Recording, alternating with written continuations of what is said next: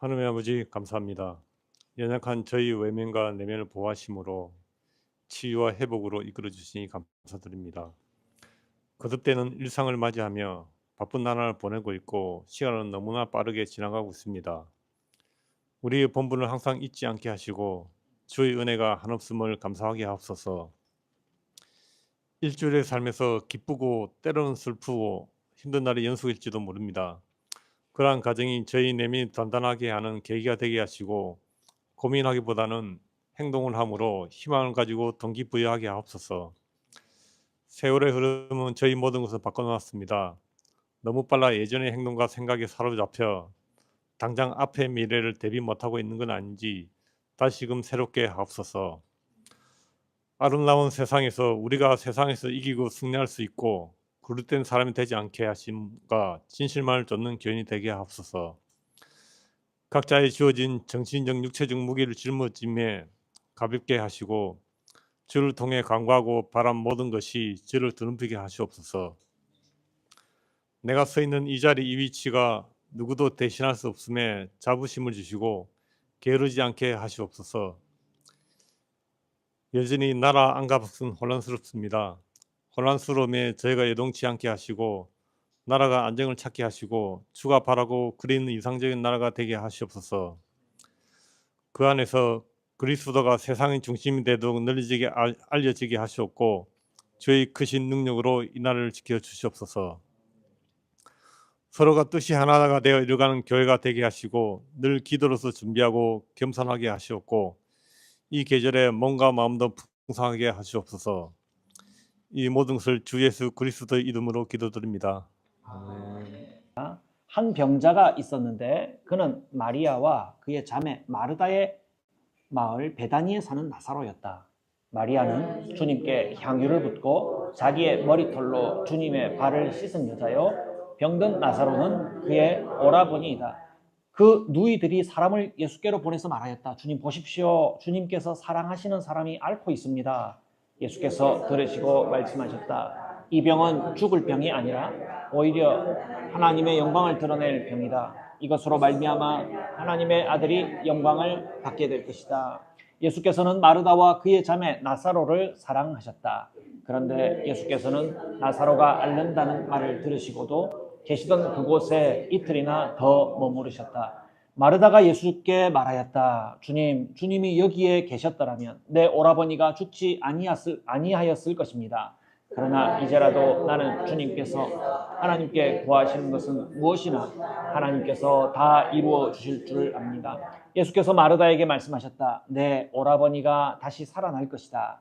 마르다가 예수께 말하였다. 마지막 날 구할 때에 그가 다시 살아나리라는 것은 내가 압니다. 예수께서 마르다에게 말씀하셨다. 나는 부활이요 생명이니 나를 믿는 사람은 죽어도 살고 살아서 나를 믿는 사람은 영원히 죽지 아니할 것이다. 내가 이것을 믿느냐? 마르다가 예수께 말하였다. 예, 주님, 주님은 세상에 오실 그리스도이시며 하나님의 아들이심을 내가 믿습니다. 예수께서 다시 속으로 비통하게 여기시면서 무덤으로 가셨다. 무덤은 동굴인데 그 어귀는 돌로 막아 놓았다. 예수께서 돌을 옮겨 놓아라 하시니 죽은 사람의 누이 마르다가 말하였다. 주님, 죽은 지가 나흘이나 되어서 벌써 냄새가 납니다. 예수께서 마르다에게 말씀하셨다. 내가 믿으면 하나님의 영광을 보게 되리라고 내가 내게 말하지 않았느냐? 사람들이 그 돌을 옮겨 놓았다. 예수께서 하늘을 우러러 보시고 말씀하셨다. 아버지, 내 말을 들어주신 것을 감사드립니다. 아버지께서는 언제나 내 말을 들어주신다는 것을 압니다. 그런데도 이렇게 말씀을 드리는 것은 둘러선 무리를 위해서입니다. 그들로 하여금 아버지께서 나를 보내신 것을 믿게 하려는 것입니다. 이렇게 말씀하신 다음에 큰 소리로 나사로야 나오너라 하고 외치시니 죽었던 사람이 나왔다. 손발은 천으로 감겨 있고 얼굴은 수건으로 싸매어 있었다. 예수께서 그들에게 그를 풀어주어서 가게 하여라 하고 말씀하셨다. 아멘. 나사로야 나오너라는 제목으로 제가 묵상한 것을 여러분과 함께 나누도록 하겠습니다. 오늘 이야기는 나사로의 이야기입니다. 나사로는 예루살렘에 가까이에 있는 베다니 지역에 살고 있는 사람이었어요. 아마도 예수님께서는 유대 지역에서 활동하실 때 예루살렘이 중심이 되어 있는 유대 지역을 활동하실 때는 아마도 베다니라고 하는 이 나사로의 집에서 함께 제자들과 함께 지낸 것이 아닐까 추측합니다. 마치 이제 예수님께서 북쪽 고향 갈릴리 지역에서 제자들과 함께 활동하실 때 제자들의 고향은 대부분 갈릴리 주변 지역이거든요. 그리고 제자들 중에 상당수의 고향인 가버나움을 본거지로 하여서 갈릴리에서 주님께서 강을 건너갔다 오시기도 하면서 그 갈릴리 일대를 활동하신 것과 비슷하게 예루살렘 주변 유대 지역에서 주님 활동하실 때는 나사로의 집 베다니에서 머물면서 거기서 먹고 주무시기도 하고 그곳에서 교제도 하시고 전도 활동도 하신 본거지와 같은 곳이 아니었을까 그렇게 추측합니다. 그러니 거기서 그 집에서 머물고 있었던 나사로의 가족들을 주님께서 그런 의미에서 특별히 여기셨겠죠. 그래서 주님의 표현을 보면 우리의 친구 나사로라고, 여러분 읽으시면서 확인하셨죠? 우리의 친구 나사로라고, 또 사랑하는 자라는 의미가 담겨 있는 우리의 친구라고 주님께서 직접 칭하시고, 또 다른 사람들도 예수님이 그렇게 말씀하셨잖아요. 예수님이 사랑하시는 자, 그 친구분 이라고 이렇게 얘기하는 사람 중에 나사로, 그리고 나사로의 자매들 마르다와 마리아가 포함되어 있다고 볼 수 있습니다. 그런데 소식이 전해왔어요. 예수님은 지금 자기를 돌을 들어서 죽이려고 하는 사람들의 위협을 피해서, 우리가 지난주에 먼저 요한복음 10장에서 살펴볼 때 예수님의 말씀을 듣고 자기를 죽이려고 하는 사람들을 피해서 지금 어디에 와 계시냐면 유대 지역을 떠나서 동편으로, 요단강 동편에 있는 지역으로 오셔서 주님은 활동하고 계셨어요. 얼마나 되셨을까요? 상당 시간을 거기서 활동하시면서 거기에서 주님께서 복음 증거를 하셨겠죠. 거기에서 예수님의 말씀을 듣고 많은 사람들이 예수님을 믿었다는 내용이 요한복음 10장의 마지막 부분이에요. 거기는 예수님께서 요한에게서 세례를 받으시던 곳이라고 해서 아마도 그 지역에는 요한의 제자들도 많이 있었을 것으로, 세례 요한입니다. 세례 요한의 제자들도 많이 있었을 것으로 예상합니다. 그런데 거기에서 예수님께서 활동하시는데 소식이 전해져 온 거예요. 주님이 사랑하시는 자 나사로가 병으로 앓고 있답니다. 병으로 앓다가 죽을 수도 있겠습니다라는 것을 암시하는 소식이 전해져 왔어요. 그런데 예수님께서 뭐라고 얘기하십니까? 그것은 죽을 병이 아니다. 하나님의 영광을 드러낼 병이다. 라고 사람들에게 얘기를 합니다. 그런데 여러분, 이 날짜를 한번 계산해 보셨어요? 여러분, 좀 세밀하게 읽으신 분은요, 좀 따져보면요, 이 소식을 전하는 사람이 예수님께 도착했을 때는 아마도 나사로는 이미 죽었을 가능성이 매우 높습니다. 저는 죽었다고 봅니다. 이미 죽은 상태에서 나사로가 앓고 있어요. 사랑하는 자가 지금 중병에 걸려서 죽게 되었어요. 라는 소식이 전해졌을 것입니다. 왜냐하면요, 예수님께서 유대 지역을 떠나 있는 그 요단강 동편은 쉬지 않고 잠자지 않고 쉬지 않고 가면은 한 15시간 정도 걸어가야 돼요. 당시에는 뭐 차도 없고 뭐 귀한 사람들이나 짐승을 타고 다니죠, 그죠? 주로 도보로 다니고 뛰어다닐 텐데 잠자지 않고 뛰어도 걸어가도 1시간은 걸리니까 좀 쉬었다 가면 이틀인 거예요. 그 정도의 거리에 예수님께서 계셨거든요. 그런데 이제 내용을 살펴보면요, 주님께서 나사로의 소식을 듣고 이틀을, 무슨 이유인지 몰라도 이틀을 거기서 일을 더 보시다가 그 사람들과 함께 더 머무시다가 베다니에 도착했을 때 나사로가 죽은 지 며칠 됐다고 얘기합니까? 나흘이나 됐다고 그래요. 예, 무덤에 들어가서 죽은 지 나흘이나 됐다고 그래요. 그러니까 계산을 해보면 적어도 나사로의 소식을 전하는 자가 하루, 뭐 혹은 한 이틀 정도 시간이 걸린다라고 가정했을 때 예수님께 나사로의 중병의 소식을 전하는 사람이 떠난 이후에 그 도중에 나사로가 이미 죽었던가? 아니, 최소한 예수님께 그 소식을 전했을 때는 나사로가 죽었을 가능성이 높습니다. 예. 사랑하는 친구 제자의 죽음의 중병의 소식을 들었을 때 주님은 이미 나사로가 죽었다는 것을 예수님은 알고 계셨겠죠. 예. 사랑하는 자가 병을 앓고 있습니다 라고 하는 소식을 전할 때 주님은 모든 것을 다 알고 계시는 하나님이시니까 나사로가 이미 죽었구나 라는 것을 주님은 알고 계신 거죠. 그 소식을 듣고도 이틀을 더 머무신 이유에 대해서는 혹시 생각해 보셨어요? 다양한 추측이 있습니다. 다양한 추측들이 있는데 제가 여러 가지를 꼽아 보니까요, 아무것도 결정적이다, 정말 그렇겠구나 라고 할 만한 내용들은 좀 없었어요.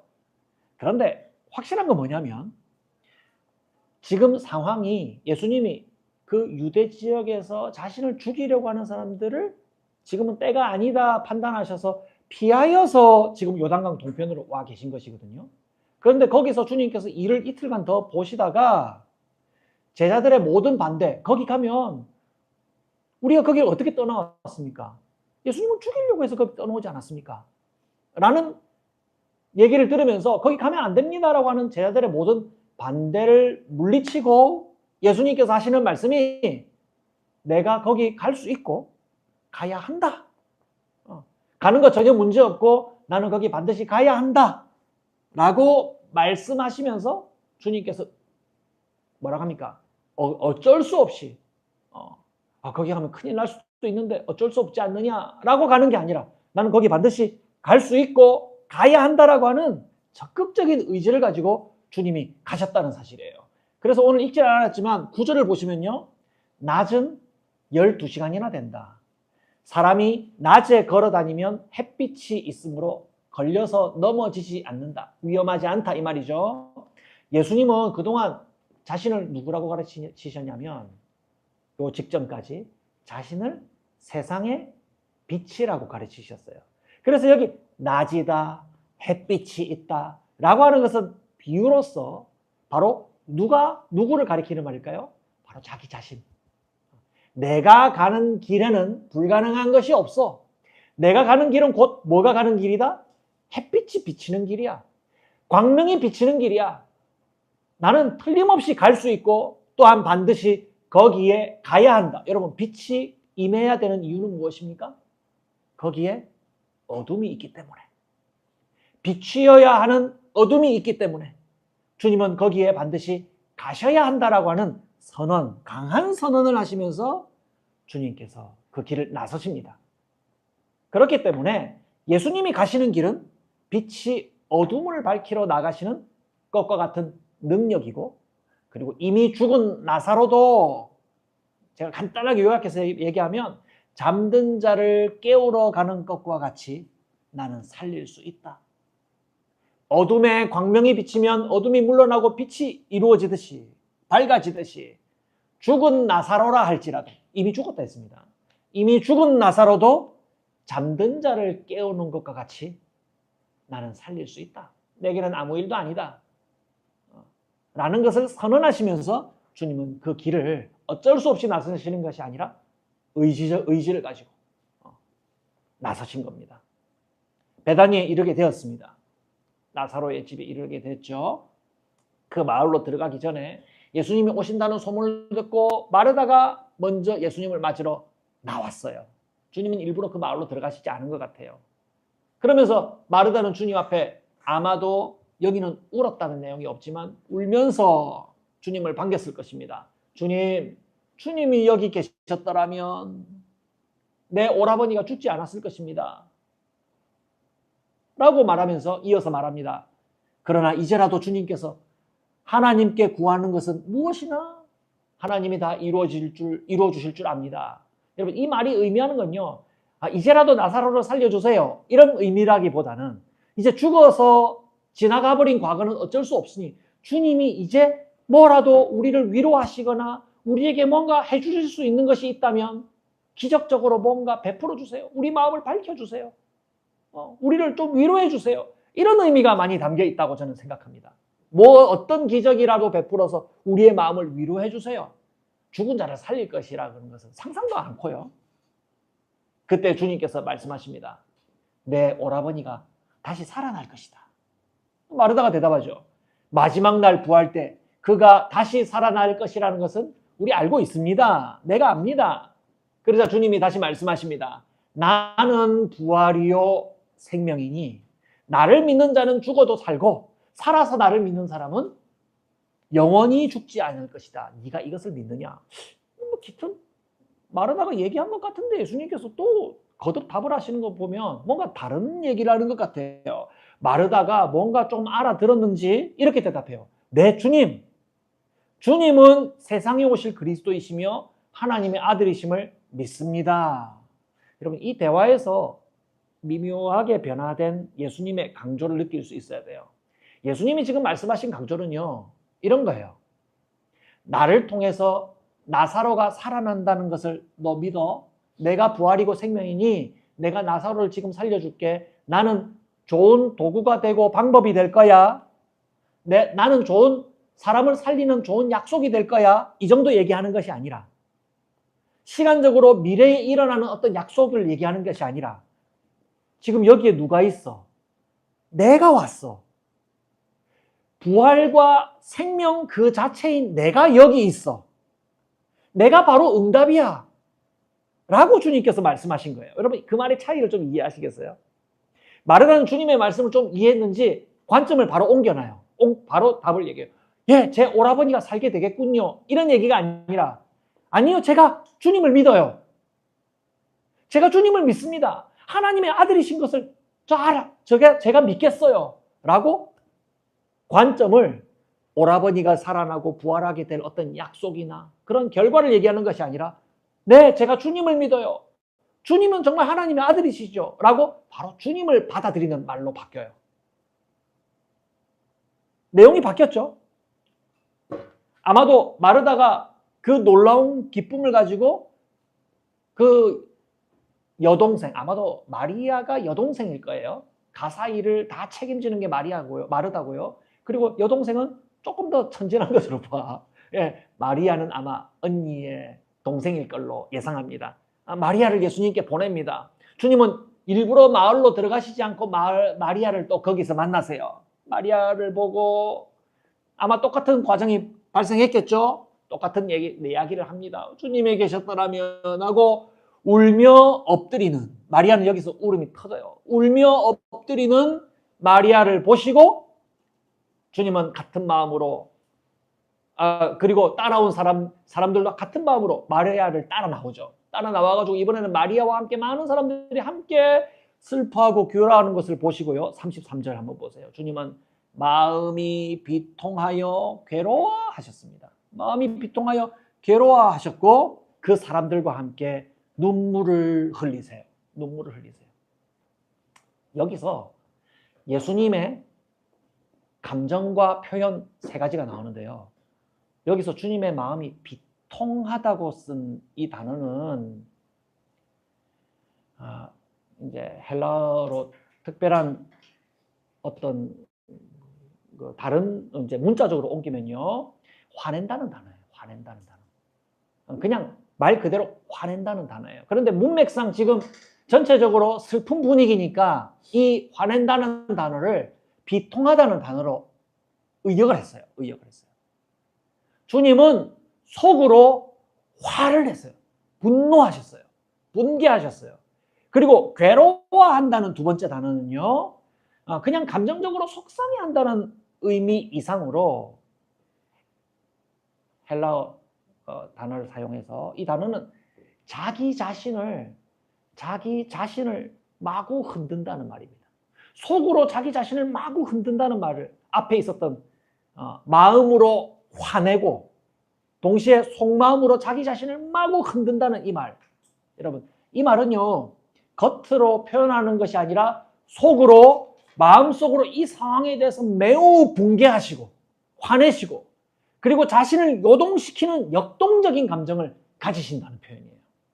그러니까 사람들은 그냥 아이고 주님 우리 완전히 큰일 났어요 하면서 그냥 좌절하는 슬픔인데, 주님이 가지시는 이 마음은요, 마음속으로 매우 성내시고, 이 상황을 보시고 매우 성내시고 자기 자신을 뒤흔드는, 그래서 어떤 행동으로 옮겨가고자 하시는 역동적인 마음이에요.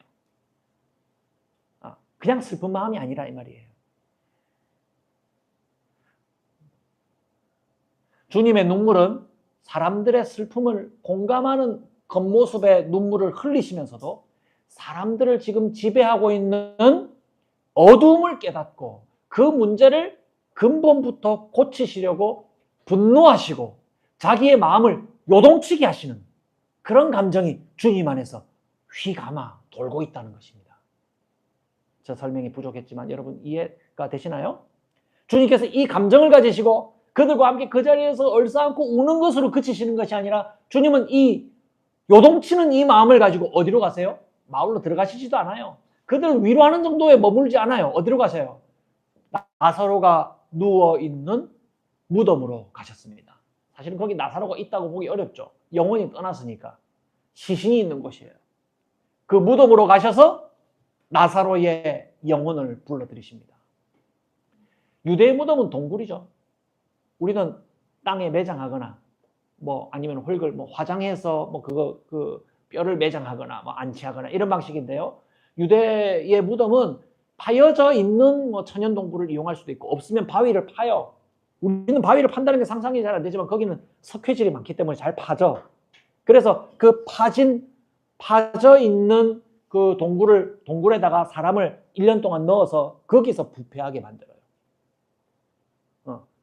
이제 염을 할 때에 그 사람을 세마포로 싸죠. 얼굴을 또 천으로 감싸죠. 그래서 사람을 똘똘 감아가지고 사람을 거기 안치합니다. 거기 가서 돌을 굴려내라고 얘기합니다. 그래서 마르다가 반대하죠.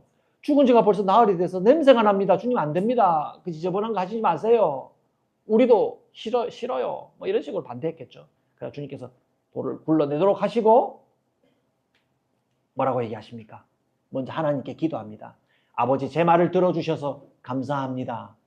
언제 말씀하셨을까요? 주님은 이미 하나님 아버지와 기도하신 겁니다. 주님께서 응답하신 것이죠. 제가 이렇게 기도드린 것은 하나님 아버지께서 나를 보내신 것을 사람들로 하여금 믿게 하려는 것입니다. 라고 큰 소리로 기도했어요. 그리고 나서 주님께서 큰 소리로 외치십니다. 나사로야 나오너라. 이 두 단이 나사로야 나오너라고 하는 이런 표현이 됐는데, 본래 이 단어는 세 단어예요. 나사로, 여기로, 밖으로 라고 하는 이 세 단어예요. 나사로, 여기는 어디예요? 예수님이 계신 곳으로, 내가 있는 여기로, 밖으로 라고 하는 큰 세 단어의 외침입니다. 그러자 죽었던 사람이 나옵니다. 어떤 모양일까요? 얼굴은 수건으로, 몸은 세마포로 휘 감겨져 있는 채로 사람이 걸어 나오니 주님께서 불편하다 풀어줘라 라고 말씀하자 그가 살아서 걸어 나왔습니다. 다니게 되었습니다. 여러분, 이 상황이 어떤 걸 주님께서 얘기하시는 거예요? 빛이신 주님께서 어둠의 동굴 속에, 어둠의 무덤 속에 갇혀있는 나사로를 여기로, 바깥으로 나오라고 주님께서 외치자 죽어서 나흘이 지난 시신에 불과했던 그 나사로의 죽은 육신에 영혼이 다시 찾아와서 생명 있는 몸이 되었습니다. 가족들은 오라비가 죽어서 다시는 볼 수 없다는 절망에 빠져 있었는데, 그 절망이 그들의 마음속에 어둠이 되었죠. 그들에게 먼저 말씀해 주셨어요. 여기 있는 내가 부활이고 생명인데 어떻게 어둠 속에 있을 수 있느냐? 라고 말씀하신 후에 그들을 믿게 했습니다. 네, 내가 주님을 믿습니다. 주님이 생명이시고 부활이시라는 것 제가 믿지요. 그들 마음속에 어둠을 물리쳐 주셨죠. 여러분, 이 공통점이 뭡니까? 이 상황에서 주님께서 다양하게 나사로에게, 또 나사로의 자매들에게, 그리고 둘러서 있는 이웃 사람들에게 보여주고자 하셨던 내용의 공통점이 뭡니까? 죽음에 이르는 모든 약함으로 괴로워하고 슬퍼하고 있는 이 사람들에게 예수님은 어디 계세요? 먼 미래에 나중에 너희가 살게 될 것이다. 나중에 너희가 기쁨을 가지게 될 것이다. 지금은 좀 슬퍼해라. 나중에 그것이 이루어질 것이다. 라고 나중으로 미뤄두는 것이 아니라 바로 빛인 내가 너희들에게 여기 와 있다. 부활이며 생명인 내가 너희들 중에 있다. 라고 그들에게 선포하시고 그들 속에 있는 어둠을, 지금 있는 어둠을 몰아내시고 죽음이 아니라 생명, 소멸되는 것이 아니라 부활이 있다라는 것을, 부활이 되신 주님을 지금 보도록 이끌고 계시다는 사실이에요. 예. 우리가 믿는 주님께서는 지금 우리에게 머물고 있는 어떤 어두움, 죽음으로 향하는 모든 약함에 어떤 감정을 갖고 계시다고 했습니까?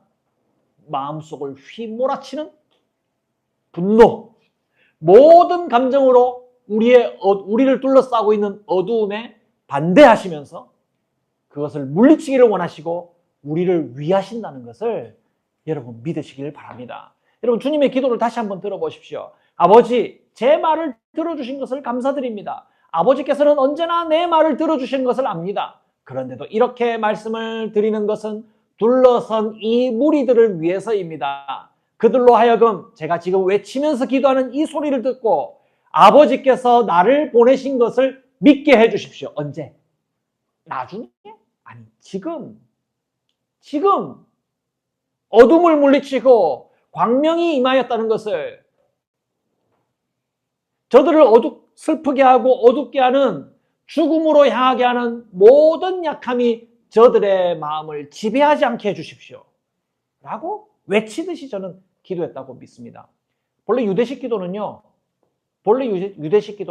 들리도록 소리내서 하는 기도입니다.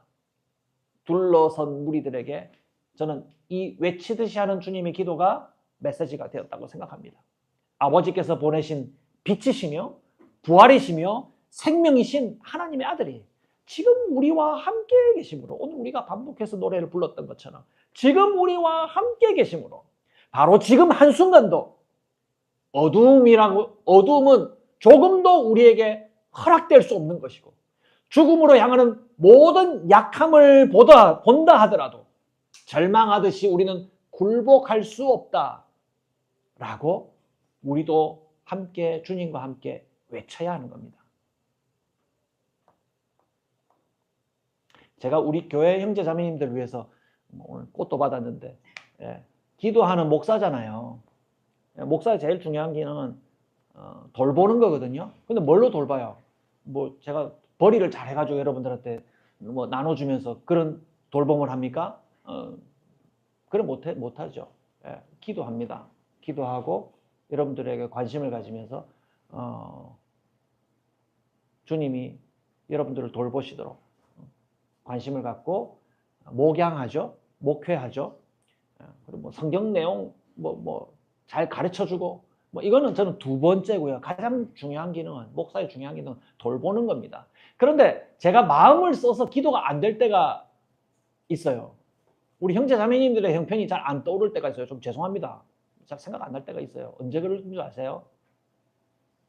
저 자신의 약함의 문제에 휩싸여 있을 때는요, 다른 사람 돌아보면서 기도할 여유가 없어요.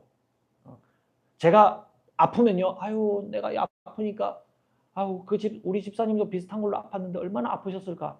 그거는 제가 적당히 나았을 때 그 생각이 들지, 되게 아플 때는 나만 아파요. 나만 생각 안 나. 나 자신의 약함의 문제에 휩싸여 있을 때는요, 다른 사람을 위해 기도할 여유가 없어요. 제가 농담처럼 우리 가족들이나 친구들에게 하는 말이 있는데요. 우리 형님들은 용서하십시오. 대부분 다 형님이신데, 아유 내가 나이가 드니 점점 쓸모가 없어지네 라는 말이에요. 사람이 쓸데가 없어지네. 쓸모가 없어지네. 아무짝에 쓸 데가 없어. 여러분들은 나를 버려야 돼. 이런 식의 얘기를 할 때입니다. 농담처럼 얘기하는데요. 가만히 생각해보면 앞으로 그렇게 안 해야 되겠다 싶은데, 말하는 사람도 맥 빠지는 말이거든요. 뭐 그래서 어쩌라고. 듣는 사람도 참 민망한 말이에요. 불쌍해 죽겠는데 뭐 어떻게 합니까? 예, 민망한 말이죠. 제가 한 2주간 허리를 다쳐가지고요. 이제 조금 살만한데, 예, 앉아있지도, 오랫동안 앉아있지도 못하겠고, 오랫동안 서있지도 못하는 게 한 2주 정도 지났어요. 그러니까 몸이 아프면요, 여러분 마음이 많이 위축되잖아요. 아유, 이 몸뚱아리 쓸모도 없으시네. 내가 뭐 하겠노? 가벼운 거 들지도 못해. 몸이 약해지니까 마음이 위축되고요. 그런 마음이 향하는 곳은 점점점 어두워지더라고요. 예. 주님께서 제가 이런 마음에 계속 머물러 있기를 원하실까요? 당연히 원하시지 않으시죠? 예. 주님이 외치듯이 저에게 말씀하시는 말씀을 저는 매 순간 들어야 했어요. 들어야 했어요. 이런 나에게 주님의 감정은 아이고, 힘내라 순재야. 이 정도가 아니라 주님의 감정이 어떻게 했다고요? 성내셨다잖아요. 주님은 속으로 성내시면서 자신의 마음을 흔드실 만큼 격동하세요. 뭐하냐? 뭐하냐? 주님의 이런 나의 모습에 반대하시는 주님의 감정은 격동하면서 흥분하십니다. 그러면서 나를 때리는 게 아니라 주님은 속으로 하셨다 했어요. 속으로 격동하시면서 겉모습은 눈물을 흘리면서 나를 위해 행동하세요. 순재야, 거기서 나와라. 빛으로 나와라. 약함과 죽음이 아니라 생명의 부활의 주님을 모시고 있지 않느냐. 나에게로 나와라 라고 말씀하십니다. 제가 이 주님의 말씀을 들었는데요. 허리가 바로 나았을까요? 허리 안 나아요. 여전히 아파요. 여러분 길게 보면 우리는요. 점점 약해지다가 죽어요. 그건 정해진 것이죠. 그건 성경의 진리입니다. 예. 우리는 점점 약해지다가 죽음에 이르는 것을 우리의 경험으로 지금 익혀가고 있습니다. 그러나 여러분 다른 것은 무엇입니까? 그 죽음이 죽음으로 향하도록 하는 약함을 발견할 때마다 여러분 그 죽음의 세력이 단 한순간도 나의 마음을 지배하도록 내버려 둘 수가 없는 거예요. 그 죽음은 나를 한순간도 지배할 수 있는 그런 나의 마음을 지배하는 그런 대단한 것이 아니라는 것을 얘기해야 됩니다. 약함도 육체의 죽음도 때마다 내가 이렇게 약해져 가는구나. 그러다가 결국에는 육신의 죽음을 맞이하게 되는구나 라는 것을 깨닫게는 하여도 우리를 어둠에 몰아넣을 수 없다는 것을 여러분 믿어야 됩니다. 나사로야 나오너라 라고 하는 그 자리에 여러분들의 이름을 넣어서 외치실 수 있어야 됩니다. 순재야 나오너라. 너를 지배하는 그 모든 어두움에서 죽음에서 나와라 라고 주님의 음성을 듣고 여러분 스스로에게 외치시는 것을 여러분 들을 수 있어야 됩니다. 지금은 죽었다가 나중에 살 것을 믿습니다 라고 하는 마르다의 나약한 것 고백을 믿는 것이 아니라 지금 계시는 주님을 믿고 지금 어두움에서 나와 모든 약함과 죽음에 나는 굴복하지 않는다 라고 여러분 외치시길 바랍니다. 여러분 이런 것을 믿는 사람들은요 여러분 자신의 상황을 극복할 수 있을 뿐만이 아니라 다른 사람을 힘있게 섬길 수가 있습니다. 어떻게 섬길까요? 나중에 좋은 일이 일어나니까 지금 이 어려운 거 어떻게 하겠어요? 잘 겪으세요. 이렇게 얘기하지 않고요. 여러분 주님의 움직이심을 보십시오. 저는 주님이 이틀 동안 거기 머무신 것도 거기서 주님은 열심히 일하셨을 거예요. 빛을 비추신 거예요. 어둠을 몰아내신 일을 열심히 하시고 적극적으로 거기 오셔서 비치신 주님이 가는 곳마다 어둠이 물러나고 약한 자는 강함을 얻고 죽은 자는 거기에 지배받지 않고 살아나는 것을 보여주셨다고 저는 믿습니다. 여러분 우리가 주님의 뜻을 다 알지 못하기 때문에 때로는 죽은 사람을 살리시는 일도 있지만도 제가 아무나 붙들고 자 나아라 하고 손을 끄집어서 이렇게 세우지는 못해요. 그렇게 하시지 않잖아요. 여러분 손잡고 기도하는 사람들마다 전부 다 벌떡벌떡 일어나던가요? 그런 일을 행할 수도 없고 주님의 뜻도 아니에요. 그렇게 되는 게. 그러나 우리가 가는 곳마다 빛이신 주님이 오늘 임하신 효과는 반드시 나타납니다. 그것이 뭡니까? 어두움이 물러난다는 거예요. 죽음으로 향하는 약함이 그 사람의 마음을 어둡게 하고 있다가 우리가 가는 곳에는 주 예수님께서 임하신 광명이 임하여서 그것이 더 이상 그 사람의 영혼을 어둡게 지배하지 못하도록 주님은 역사하실 것입니다. 그런데 여러분 보통 우리 경험은 어떻습니까? 우리가 얼마나 악하냐면요. 여러분 이번 주에도 많은 사람들의 죽음의 소식을 경험하지 않습니까? 여러분 요즘은 매스컴이 좋고요. 유튜브도 잘 돼 있어서 누가 죽었다면 바로 알 수 있습니다. 뉴스 뜨기도 전에 먼저 소식이 전해져 옵니다. 여러분 이번 주에는 몇 명이 죽었습니까? 비통한 죽음이 얼마나 많았습니까? 또 사연을 알 수 없는 죽음도 많이 들었죠. 여러분 그거 들을 때 여러분 어떻게 반응합니까? 우리가 얼마나 못됐냐면요. 사람이 죽었다는 소식을 들을 때 그 죽음을 평가부터 해요. 잘된 죽음이다. 혹은 값진 죽음이었다. 뭐 값진 죽음이었다. 좋은 평가 같죠? 여러분 잘 들어보세요. 그게 좋은 평가인지. 값진 죽음이었다. 혹은 값싼 죽음이었다. 헛된 죽음이었다. 참 어리석게도 죽었다. 여러분 이 다양한 죽음에 대해서 우리는 얼마나 듣자마자 평가합니까? 여러분 죽음은 첫 반응이 그렇게 평가하는 게 아닙니다. 어떻게 해야 돼요? 위로해야죠. 죽음은 불쌍히 여기고 위로해야죠. 고통하고 슬퍼하고 아파하는데 여러분 거기다가 평가합니까? 위로해야죠. 죽음을 포함하여 여러분 모든 약함은 죽음을 향해서 가고 있는 것 아닙니까? 약함을 발견할 때마다 여러분 에이그 모질하다. 왜 그런 약한 모습을 갖고 있느냐?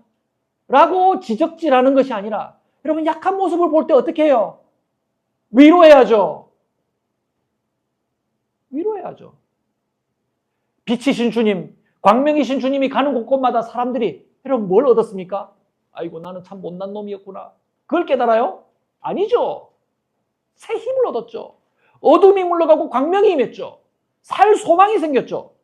아, 내가 비록 이렇게 약하여도 내가 사는구나. 주 예수님을 내가 모셨구나. 라고 광명을 얻잖아요. 여러분 모든 약함을 만나는 곳에 여러분들이 가게 됐을 때 위로를 받길 바랍니다. 그 사람들이 위로를 느끼길 원합니다. 위로해야 합니다. 주님의 위로와 소망을 전하는 성도에게 성도가 가는 곳곳마다 주님의 빛이 임해야 합니다. 여러분 불쌍히 여기십시오. 그리고 그 모든 죽음으로 향하는 약함에 주님의 감정을 가지고 여러분 분노는 주님께서 막 화냈습니까? 상을 뒤엎었습니까? 속마음으로 성냈잖아요. 이 어둠에 대해서 분개하셨어요. 그리고 자신을 막 뒤흔들면서 여러분 겉모습은 어떠셨어요? 눈물을 흘리셨어요. 위로하셨어요. 예수님처럼 해야 되는 거예요. 이 세상의 모든 어두움에 속마음으로는 분개하고 자신을 흔들면서 겉모습으로는 그들을 위로하고 눈물로 위로하며 광명을 비추시는 주님의 모습을 담기를 바랍니다. 그러면서 여러분 선포하십시오. 여기로 나오십시오. 예수님께서 나사로야 그 어두운 곳에서 이 광명으로 나오라고 주님께서 선포하셨듯이 여러분들도 이웃에게 그렇게 말씀하십시오. 여기로 나오십시오. 빛으로 나오십시오. 제가 위로합니다. 제가 위로가 되길 원합니다. 부활과 생명이신 주님이 여러분을 위로하시고 인도하신다고 그들을 광명으로 나오라고 복음을 전하시는 저와 여러분들이 되시기를 주님의 이름으로 축복합니다.